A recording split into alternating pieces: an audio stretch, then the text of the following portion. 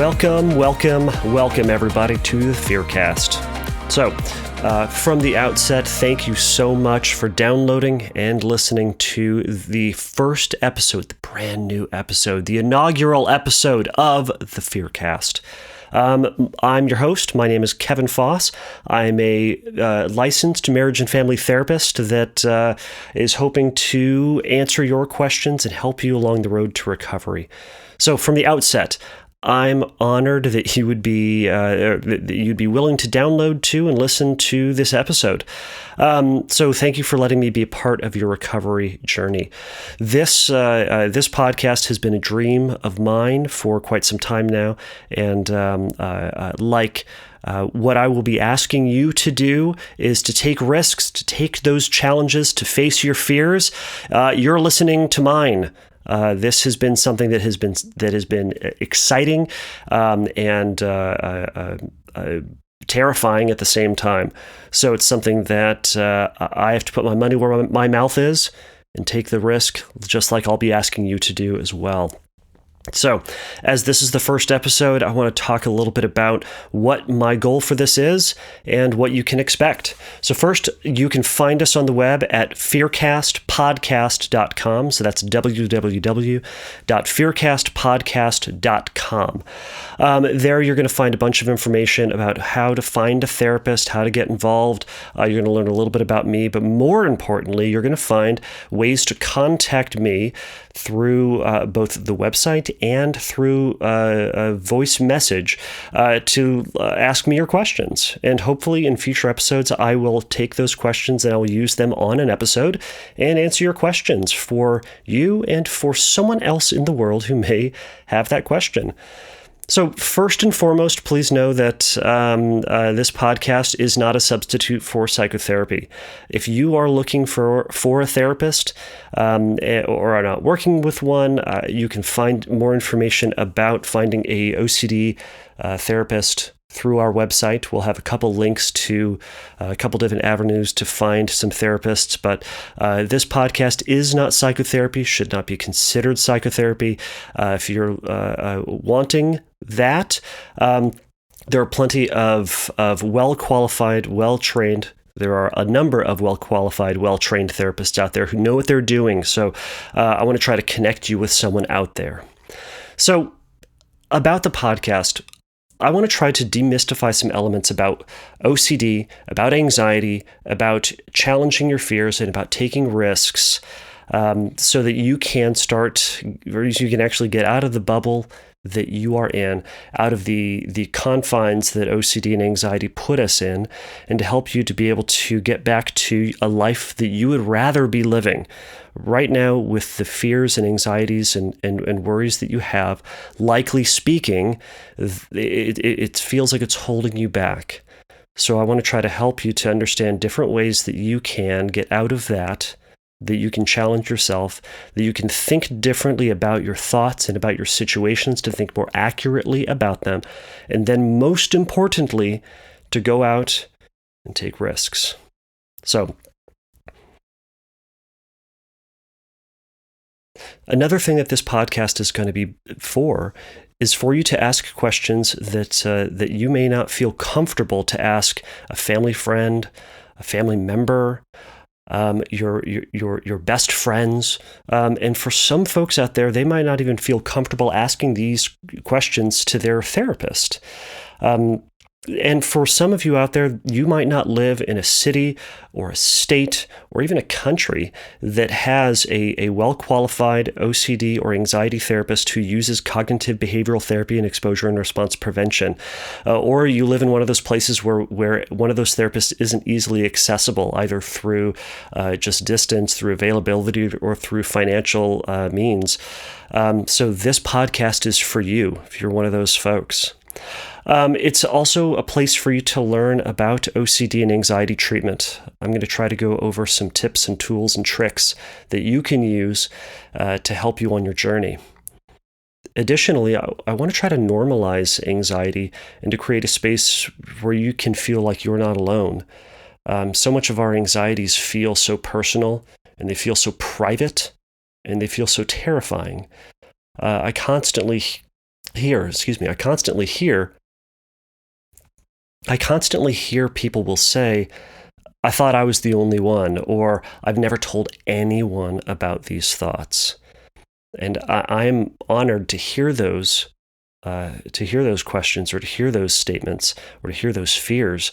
But I want you to feel empowered that you're not the only person, and that there are thousands and thousands of people across the world who also have the fears that you are experiencing right now. So to that point, this podcast is not for everyone. There are going to be some things that we talk about on this that are kind of dark. We're going to talk about some really uncomfortable things because, please remember, fear is only limited by our human imagination. So if you can think it, you can be afraid of it. And if you can think of something that could happen, your brain is going to be terrified by it. So we're going to be discussing what some might consider gross, weird, taboo, funky, disgusting. We're also going to be talking about some things that are potentially violent, potentially sexual, potentially profane, blasphemous, or otherwise offensive subjects. So listener discretion is advised. But I'm going to try my best to not shy away from those things, and try my best to not sugarcoat or pretend like we don't have some pretty horrific thoughts that bounce between our ears from time to time. So, and I will do that for those of you out there who feel like you're the only one who has those thoughts and that you're so weird because of it. But for some of you out there, that's not going to reflect your experience, and that's not going to resonate with you. And in fact, I'm probably going to lose some listeners out there because of some things that I say or some content that's on here. I would encourage you to keep pushing through and to keep listening, because there might be something that reflects your fear, or it might help give you empathy for someone who does have that fear or have those thoughts. Furthermore, family members out there, this might be a great way for you to understand the sort of stuff that your family member, your loved one, is going through. And remember, part of the brain, or there's part of the brain that we have that is just intended to give us awful, awful stuff to think about. And it's not something that we need to be afraid of. It's not something that we need to be running from, but it's something that can be accepted, and it can be acknowledged, and it can be appreciated. And it can even be used for the better. It can be used to join in with some of our friends. It can be used for creative purposes. It can be used to grow ourselves and to build empathy for others. So there are some great things that our brain does, in that it gives us terrifying thoughts, but it can also be to our benefit. In future episodes, we'll be talking more about that. So my goal for the podcast is eventually to become a weekly podcast. So for you out there, you can expect that on some day there's going to be the Fearcast that's coming out that you can listen to, and you can get some more tips and tricks and tools for your recovery. But as of right now, I'm just going to be pulling some questions that I found on the internet. The amount of podcasts that we're going to have is going to depend on how many questions I get. So the more questions that I get, the more episodes I'm likely to put out. Now, as I mentioned at the top of the show, there are going to be two ways that you can submit questions. One way is going to be through message, so you can find on our website on fearcastpodcast.com. You're going to be able to find a link that says submit a question, and you're going to be able to go there, fill out a form, submit that, and that will go to me. Another way that you can submit that is through phone call. So I'll include the number here and at the end of the show, but I would love for you to send a voice message, because a voice message is far more interesting than hearing my voice over and over and over again. So that number is 714-594-9281. 714-594-9281. So you can call there, you can leave a message, try to be brief, try to be to the point, but leave a message and I will try to include that in a future episode with your voice in it, because again, this is your journey. This is for the listeners out there, and it's so much more powerful to hear your story in your voice than hearing it from my voice. So that's why I want to include that. So, which brings me to, well, myself. Who the heck am I? So, my name again is Kevin Foss. I am a licensed marriage and family therapist in California, and currently I work with the OCD Center of Los Angeles. We're a private practice based out of Los Angeles, and I work out of our Fullerton office, and we specialize in OCD, anxiety, and anxiety spectrum disorders, which includes trichotillomania and dermatillomania. So prior to that, I also have worked in the Westwood Institute for Anxiety Disorders, which is an intensive outpatient program just for OCD and anxiety disorders. It's a 3-week program, and it is fantastic. There are a number of other programs out there, and I'll probably talk about those at some point.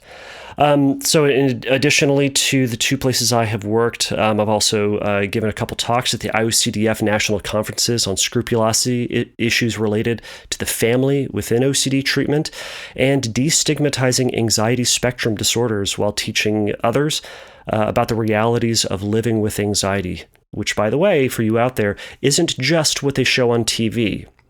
So it can come with a lot of different stuff. So enough about me. So I want to give you a quick example of how it is that you can reframe anxiety to yourself for those of you out there. Now, again, this is going to get kind of dark. It's going to be related to a dog. The dog in the story might get hurt. Now, as I record this, my dog is sitting on the floor in this office, and she looks adorable. No dogs were hurt in the making of this example, because it is an example, and it gets dark. Okay, I think I've made my point. Okay, so I want you to imagine that you and I are sitting in a room trying to have a reasonable conversation, but outside the window you hear this dog, this big scary-looking dog, giant teeth, and it's barking at us and looking directly at us and looks super terrifying. But more importantly, it's just stinking annoying. So what we try to do is we try to yell at this dog, hey dog, calm it down. It would be great if you could not bark so much. Thanks, bro. Something to that effect.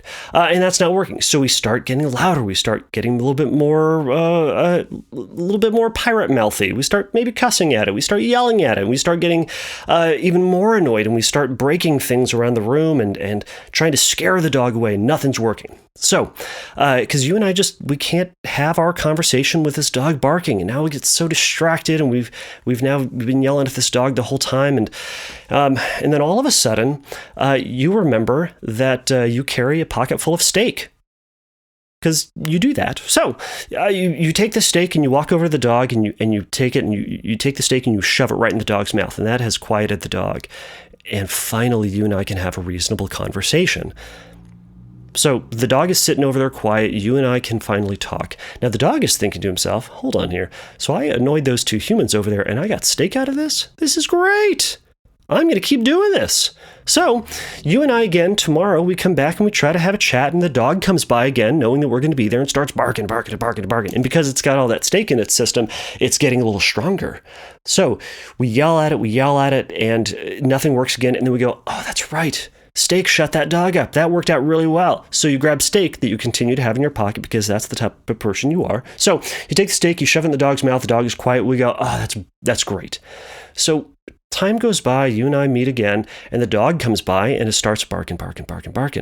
And this time it's louder. So you put steak in the dog's mouth yet again, but that's not working. So you need to put a little bit more steak in the dog's mouth than you did the previous 2 times.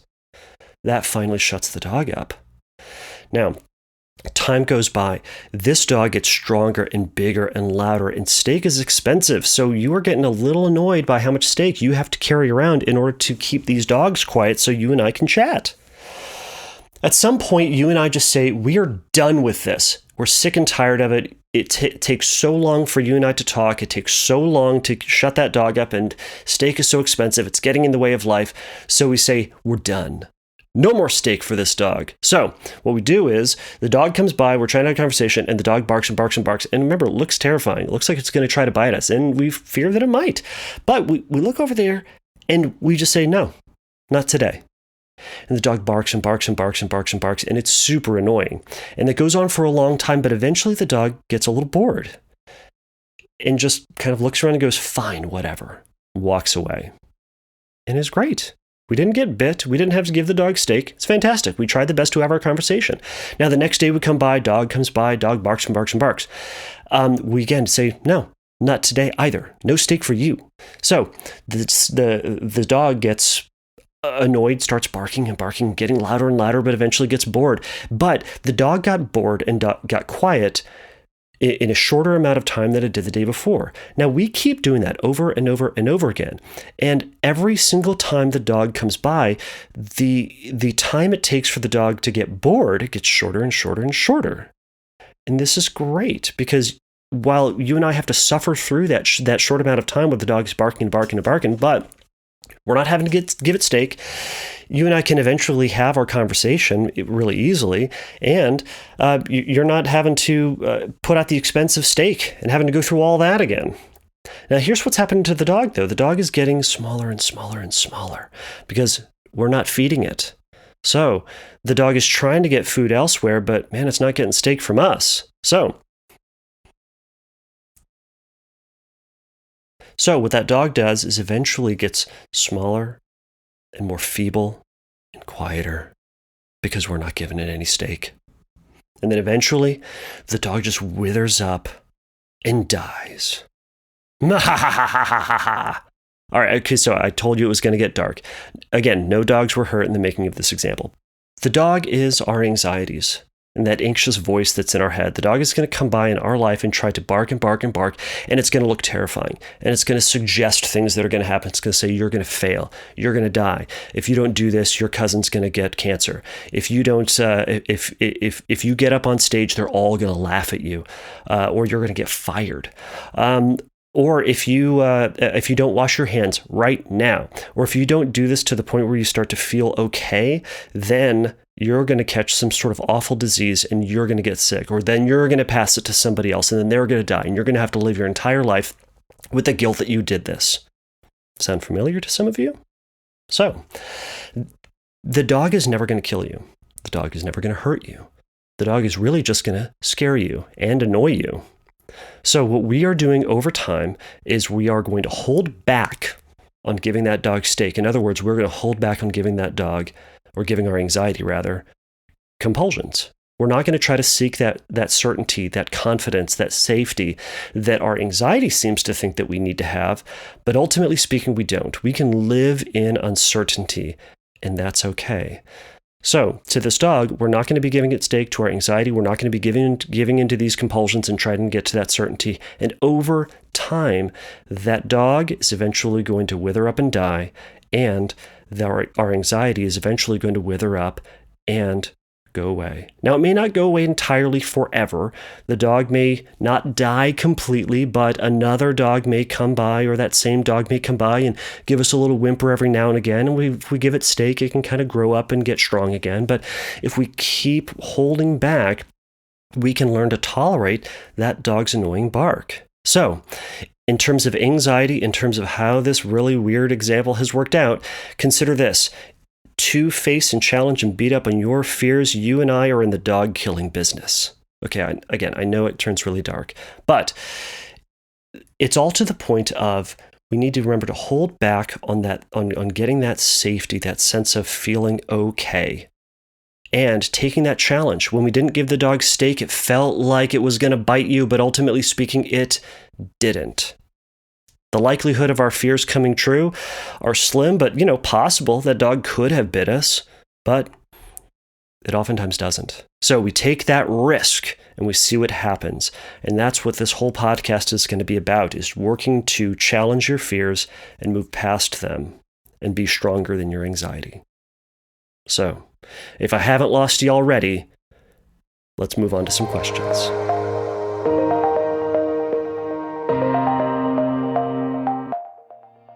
So, I have a pure O obsession that is so disruptive. I'd rather not even write it here because it stresses me out. Is it possible to switch an obsession? I know it can happen without you realizing, but I want to switch my obsession to something less stressful. My past obsessions were nowhere near as stressful as this one, and I want to get rid of it. Also, I'd love tips on how to calm them entirely. Thanks.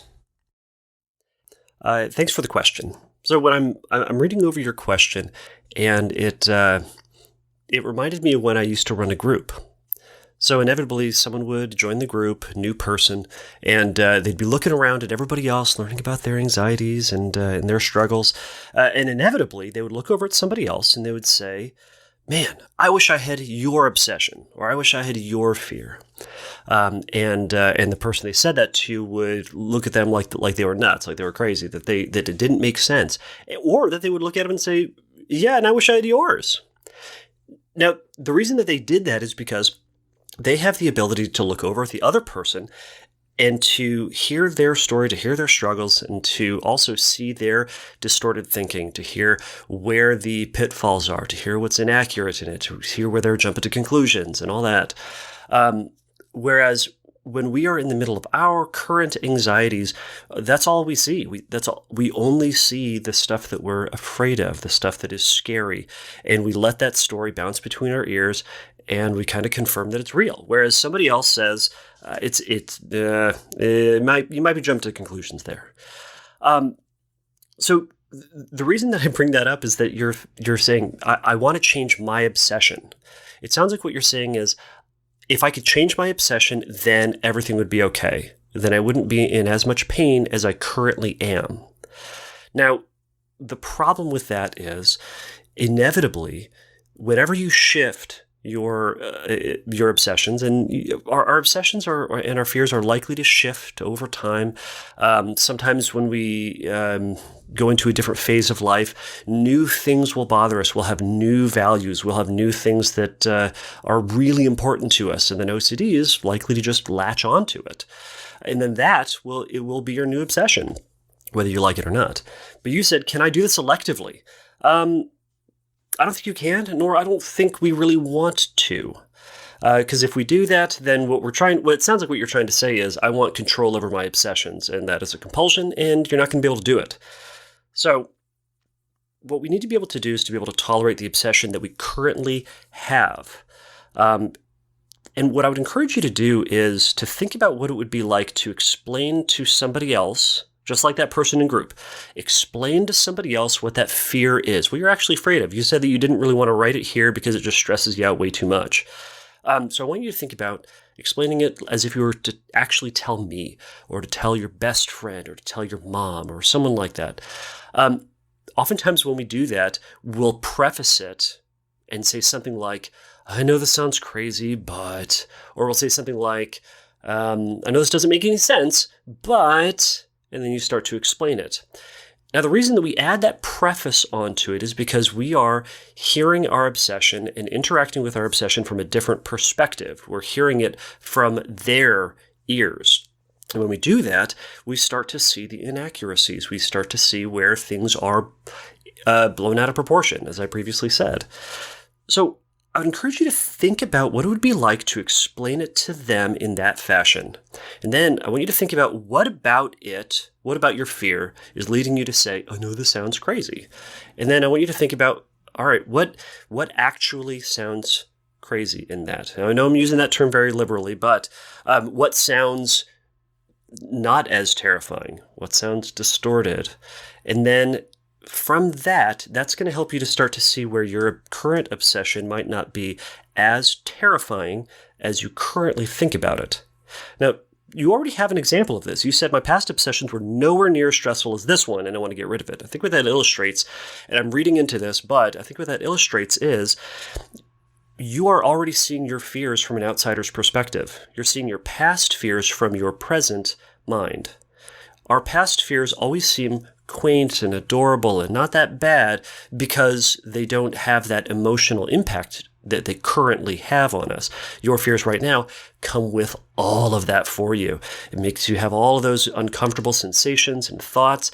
Now, you're experiencing them right now. So remember that the fears that you previously had were really uncomfortable, but now they have shifted, and now that this one is the new uncomfortable fear and thought. But the previous ones, likely speaking, didn't happen in the way that you had imagined they were going to. So remember that this fear, like all the other ones, they're never going to kill you, they're never going to harm you, and they're never going to make you do anything that you don't already want to do. And this fear, like all the other ones, are likely to pass.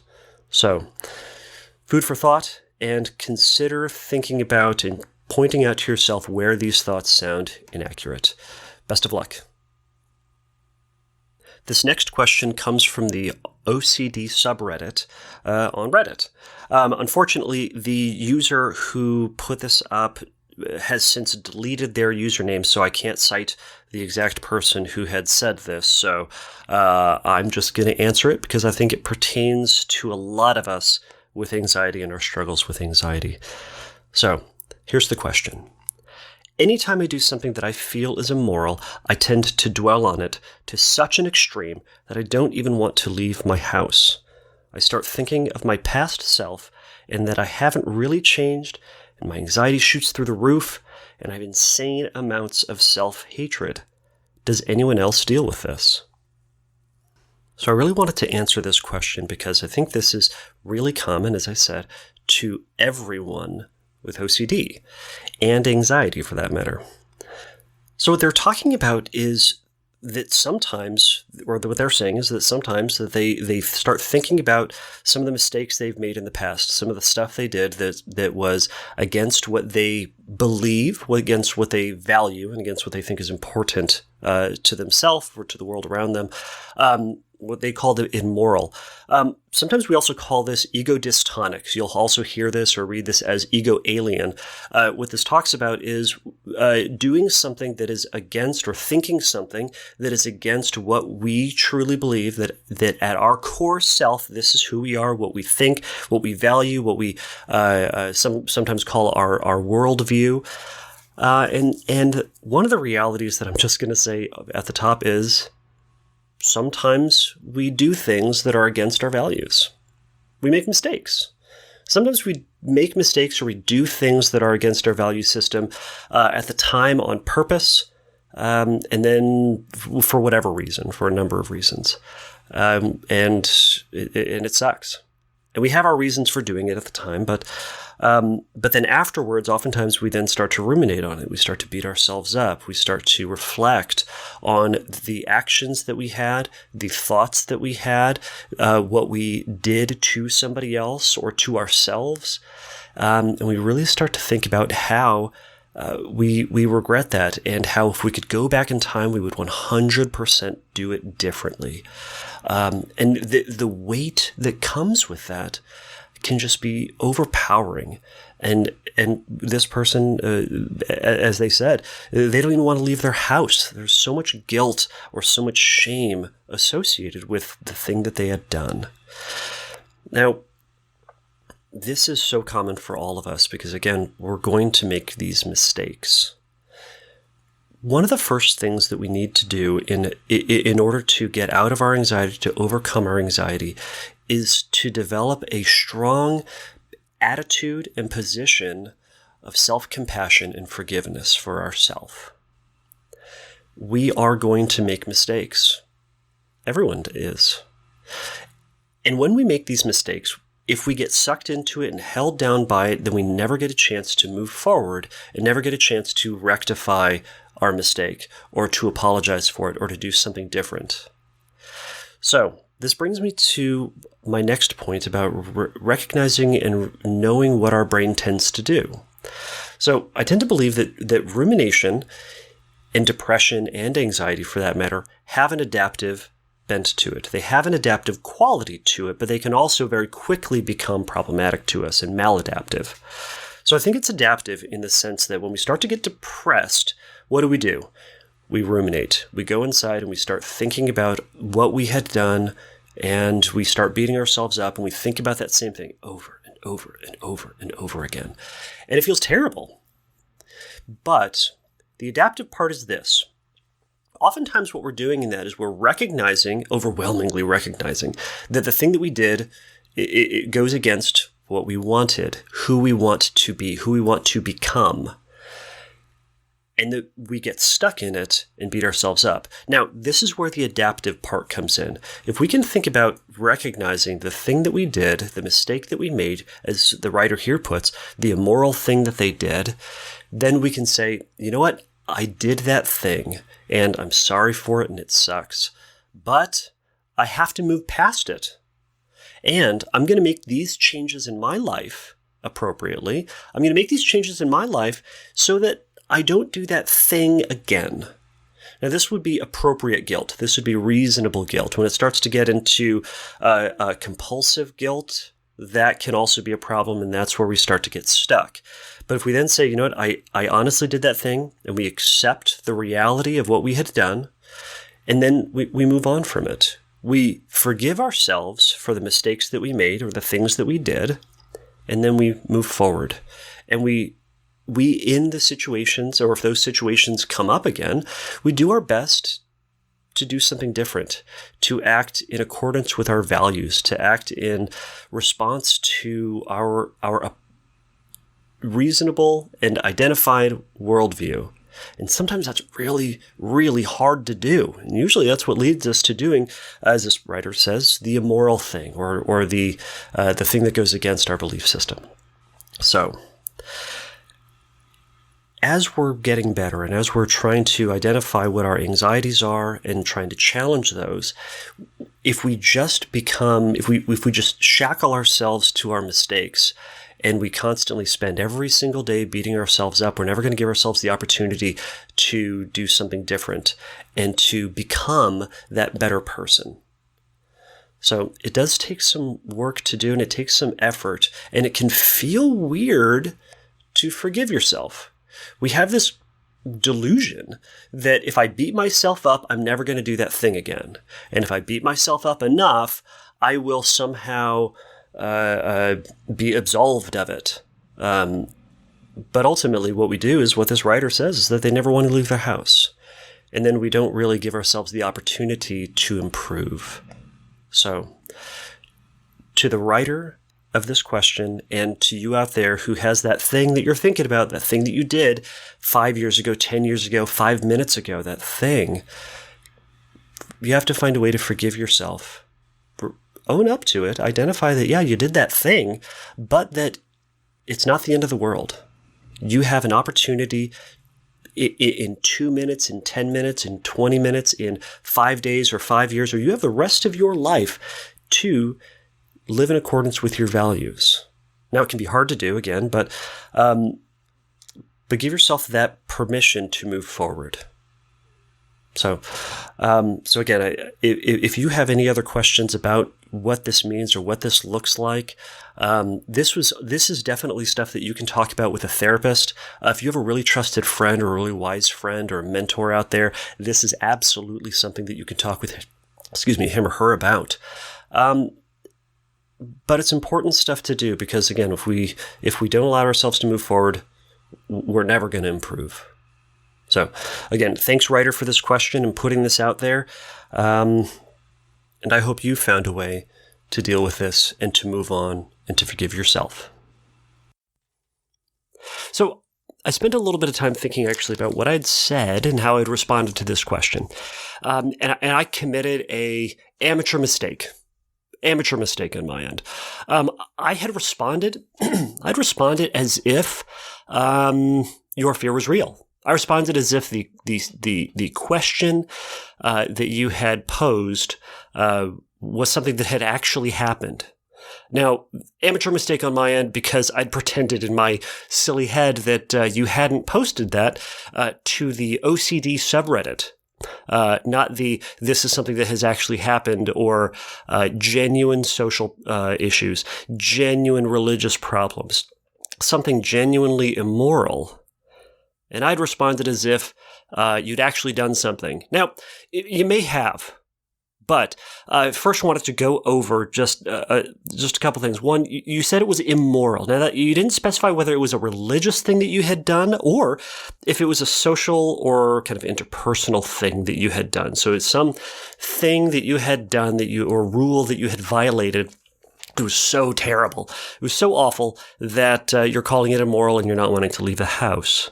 Why it's important to recognize whether or not it's a religious thing that you had done or a social thing is because that will be the direction from which the actual consequences would come. So if you had actually done something, the consequences would either come from God, the universe, however you would view the religious sphere, or it'll come from your social life in some fashion. Or I suppose it could also be from your work or your emotional functioning. It could come from anything. So one thing to remember about OCD is we tend to overestimate a number of things, as I had previously mentioned. So it's possible, writer, that you are overestimating the act itself, the thing that you did you perceived as being more awful than it actually was. You might be overestimating your responsibility in what had happened, overestimating the damage done, or overestimating the consequences of what the perceived infraction was. Now, from that, what your compulsion is self-punishment.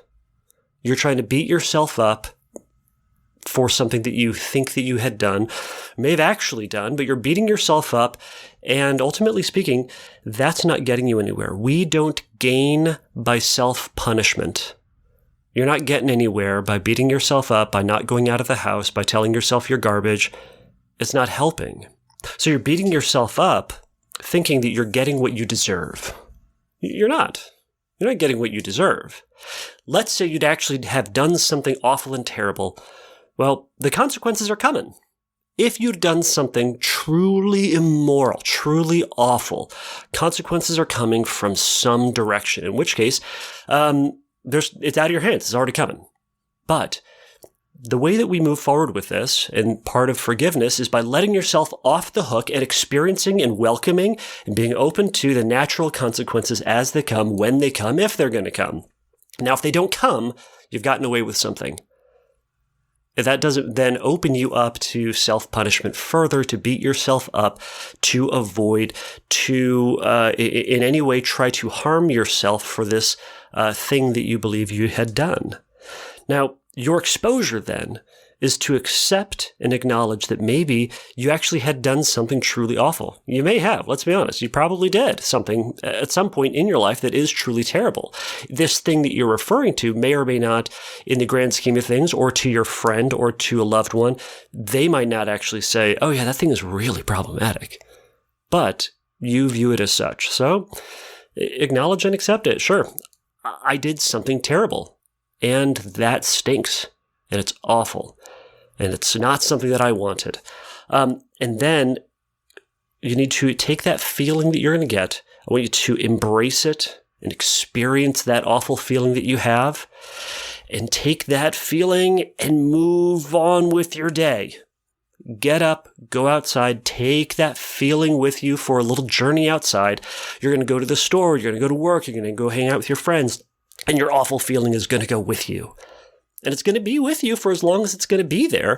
And then it's going to eventually go away. It's like that dog barking. It's going to be there and it's going to bark and it's going to be annoying and it might look really terrifying. Remember, your brain is giving you all these images about you getting all this punishment because of this horrible immoral act that you did. Well, maybe it's coming, but maybe it's not coming. So move forward with life as if it's not going to happen, but maybe it's going to happen, and accept and acknowledge that you might have done something truly awful. But it still comes back to beating yourself up is not helping you one bit, other than continuing on this guilt and continuing on this belief that you had actually done something truly awful and terrible. So accept that you might have done something, but move forward in life as if you haven't. It's the only way that we can live. And be open to the consequences may be coming. Good luck. All right. Thank you for listening to the first episode of the Fearcast. If you have a question that you would like answered on a future episode, you can either leave a voice message at 714-594-9281 or visit the website at fearcastpodcast.com, click on the Submit a Question link, and leave your message there. Remember, the Fearcast is not a substitute for psychotherapy. If you have any questions about finding a therapist or need some extra help in your recovery, you can visit the Find Help page at fearcastpodcast.com. So, until next time, take a risk, challenge yourself, and don't take your brain too seriously. Bye.